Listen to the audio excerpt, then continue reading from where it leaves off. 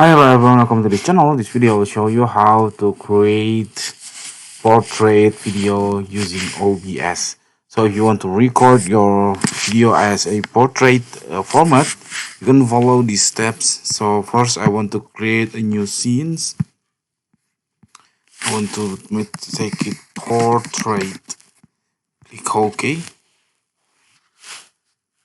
And then I can add some resource, or I will click by file.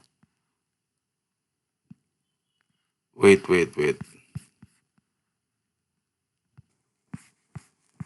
So you can go to this file and then click settings and then wait for some while, and then here you can see you can have this video.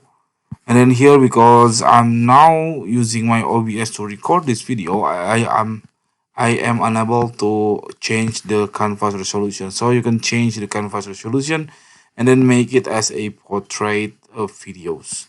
And then click OK. And then on your canvas, you can add some media or image or anything you want to capture on this canvas. Okay, that's it. This very simple tutorial. I hope it's helpful for you. If it's it, please subscribe our channel. Thank you for watching. Bye.